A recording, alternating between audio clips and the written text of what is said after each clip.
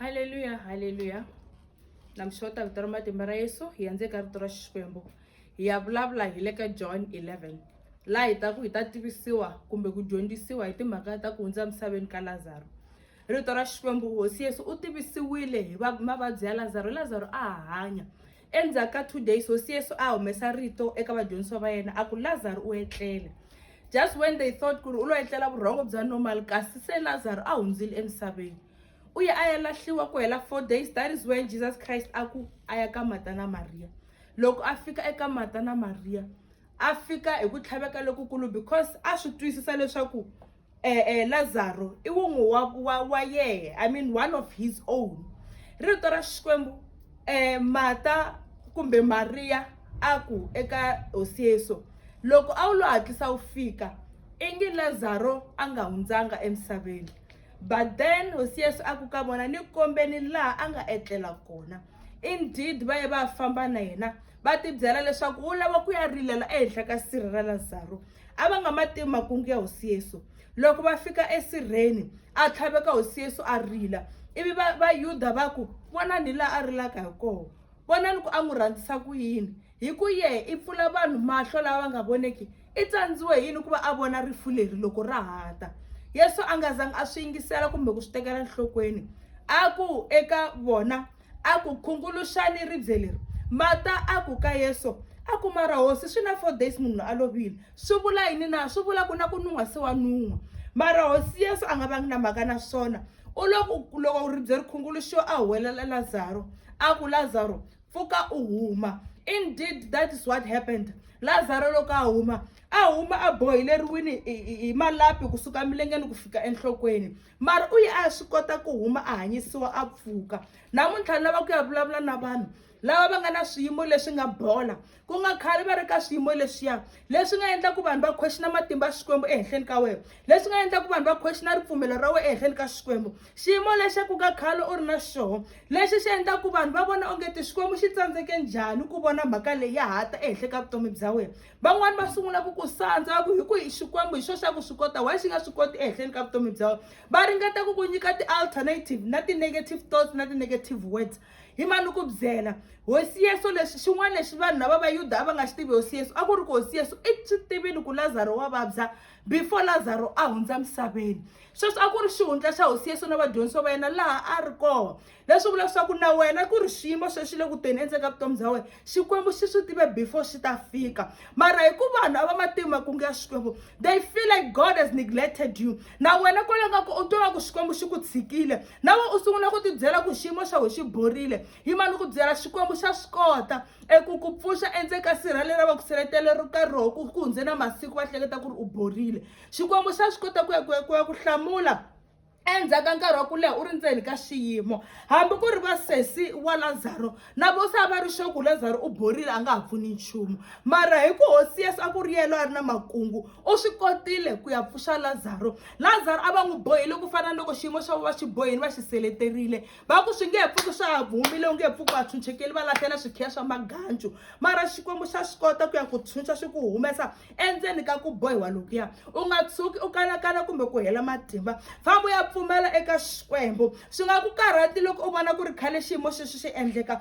U nga tshuki u fana na van'wani va vanhu lava va ri kona endzeni ka rito ra Xikwembu, lava rito ra Xikwembu kumbe na muyimbeleri un'wanyana a nga vula a ku va bihi lava sandzaka va ndzi vutisa leswaku Xikwembu xa wena xi kwini. A ku ri mhaka loko va vona onge ti se Xikwembu a xa ha ri kona xi na matimba. It does not matter how long it took for you to be in that situation. A swi vuli ku ri Xikwembu a xi swi tivi. Hambi ku ri Lazaro Xikwembu xi swi tive a hanya. Hosi Yesu a swi tiva ku Lazaro se wa vabya, mara a tshama 2 days. Rito ra Xikwembu kwala eka 2 days liya a vula a ku mavabyi lama a ya tela ku dlaya Lazaro, ya tele ku endla leswaku vito ra Xikwembu ri ta dzunisiwa. Mara hi tlhe hi ya twa hileswaku Lazaro u tlhe a hundza misaveni, mara swi nga heleli kwala Lazaro a kuma eku pfuxiwa endzhaku ka swona. Leswi swi vula ku ri yini na? Swin'wana swa swiyimo leswi hi nga ndzeka swo endzeka vutomi bya hina swi endleriwa ku vito ra Xikwembu ri ta dzunisiwa. A swi lo endleriwa ku ri hi ta hetelela hi vona onge ti Xikwembu a xi na matimba. A swi lo endleriwa ku hi hetelela hi vona onge ti Xikwembu a xi kona.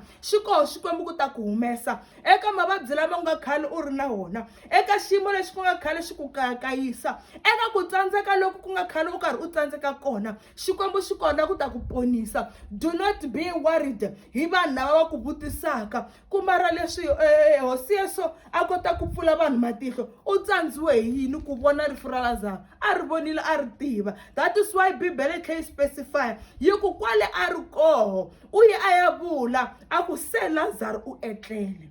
Swi dyondzisa ku yini na hambiloko hi vona ku nga ri na nchumu xi nga ku cinceni hi xiyimo swa hina Xikwembu xa swi tiva na swikhongelo swa hina xa switwa. Hambiloko hi vona ongeti hi tshame endhawu yin'we ongeti hi bohekile a ku na mahlweni na le ndzhaku a hi koti ku shifta Xikwembu xa hi vona ivi lexa hi twa. Xi tiva na tindlela leti xi nga ta ti tirhisa ku hi humesa endzeni ka maxangu. That is why Yesu a vurile a ku rifu leri a ri ta ku dlaya Lazaro kambe ri te ku endleni ka leswaku a dzunisiwa. Indeed that is what happened hi ku Lazaro u tlhela a pfuka eka rifu leri hi tivaka swa ku loko munhu a file a nga ha pfuki. Swi fana na xiyimo xexo kumbe va ku byerile ku loko u ze u va na mavabyi lama a wu holi. Va ku byerile ku loko u ze u tsandzeka laha a ku na laha u nga ta kona ku hundzela mahlweni. Nkarhi wun'wanyana va ku byela va ku hi mhaka ya ku a wu yanga xikolweni a ku na laha u nga ta fikelela kona. You never know the plans of God. Xikwembu xa swi tiva ku hikokwalaho ka yini u rhange u hundza hi le ka ku tikeriwa koloko. Xi endlela leswaku loko swi ta ku pfulela tindlela ku ta dzunisiwa vito ra xona. U nga tshuki u twa ku vava hi xiyimo lexi nga cinceki. Do not ever tell yourself ku i khale nkarhi ni khongela a ku lungi nchumu. Do not ever feel like Xikwembu a xi kona. God is watching you. He's waiting for the right time to prosper you. He's waiting for the right time to save you from all those troubles that you are having. He's waiting for the right time to rescue you from the mouth of the devil. U nga tshuki u twa ongeti Xikwembu a xi kona.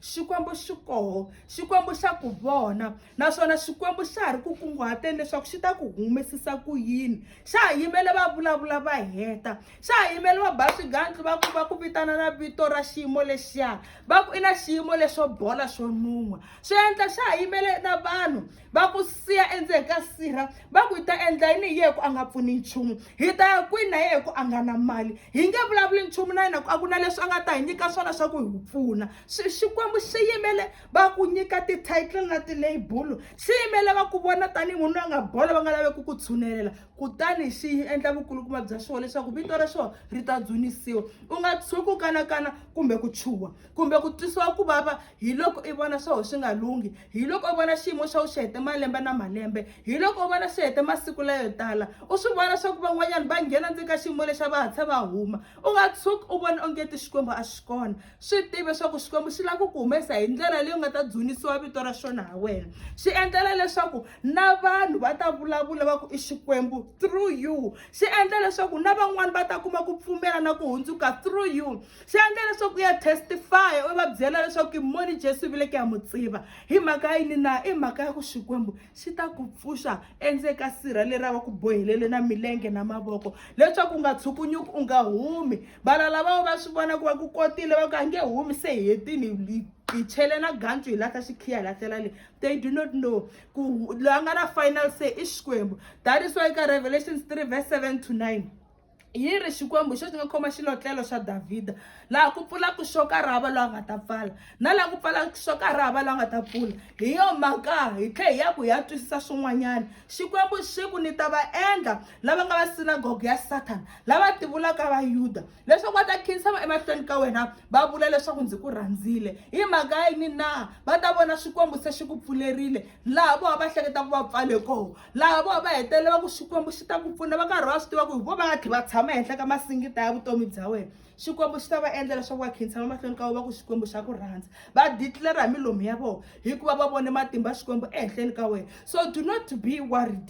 Ti byeli ku hambiloko ku ri khale ni tshame laha mara ku khongela ndzi lo ti hlawulela muyimbeleri a ku hambiloko ri nga duma ri tlhela ra hatima a na ha tlheli ku khongela ndzi lo ti hlawulela i ku a swi tiva swa ku u fanekele a remain still a yimela Xikwembu. U nga ti byeli leswaku mindzelekanyo nge tsemakanya i ta tsemakanya ku ta kotisiwa hi muvumbi loyi a nga le ka tilweni. A hi tshameni karhi hi swi tiva ku Xikwembu xi na makungu na hina, xi ta hi humesa endzeni ka ku tikeriwa. Swi nga ri na mhaka ku vanhu valala va hi vona se hi bole ku fika kwini, swi nga ri na mhaka ku vanhu va karhi va vulavula ku xiyimo lexi xi nge hi cinceki hi lo kula hi n'wi tiva tetaniya, swi nga ri na mhaka ku va ku andlaleni njhani, but swi tiva ku loko hosi Yesu a kote ku ya pfuxa Lazaro ekufeni, na swa wehe swilo i ta swi pfuxa ekufeni na swi seleteriwe koho endzeni ka sirha. Do not be worried, yima u tiya ku ri pfumela ka Xikwembu, u nga lahlekeri hi ku tshemba hi ku Xikwembu xi ta ku humesa.